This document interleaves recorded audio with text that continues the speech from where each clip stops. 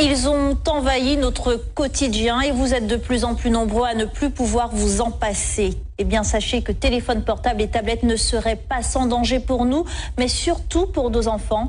Ce soir, vous allez entendre le témoignage d'un Martiniquais frappé par un cancer de l'oreille interne. Pour les spécialistes qui l'ont suivi, aucun doute, sa maladie est liée aux ondes du portable. Franck Zozor, William Zebina. Ces images datent de 1995, c'est Rémi Villa, un nom que vous connaissez. Il a porté haut les couleurs de notre pays, un véliplanchiste, 4 fois champion du monde, 20 fois champion de la Martinique. Mais ce que l'on sait moins, c'est qu'il a été touché il y a quelques années par un cancer, une tumeur à l'oreille interne. Soigné à l'hôpital Pellegrin à Bordeaux, ses médecins lui expliquent que cette tumeur serait liée à l'utilisation du téléphone portable. Les médecins m'ont dit clairement, tout ceci est dû au téléphone portable. Notre service pour les tumeurs à l'acoustique a été augmenté par 5, multiplié par 5 depuis l'avènement du portable. J'ai fait tout ce qu'il ne fallait pas faire.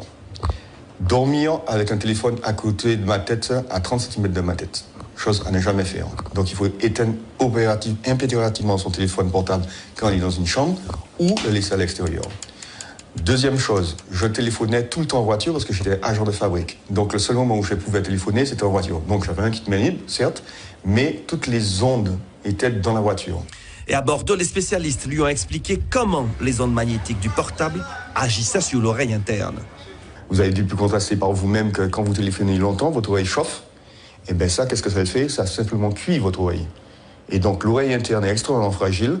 Et donc, parce que c'est tout petit organisme, etc. Donc forcément, on l'abîme, on la cuit et on finit par la détruire. Donc le téléphone portable, quand quelqu'un m'appelle, je l'utilise comme ça, microphone allumé, et je parle. Ou bien, loin de la tête. Loin de la tête, jamais comme ça. Et puis il y a les conseils aux parents concernant l'utilisation des portables pour les enfants. Le médecin me disait très clairement que le pire va arriver parce qu'aujourd'hui, les parents donnent les téléphones dès l'âge de 10 ans, voire même avant à leurs enfants, et les enfants dorment avec leur téléphone. Alors ça, le cerveau n'est pas encore construit, etc. Donc il est encore plus sensible et les dégâts seront plus importants encore.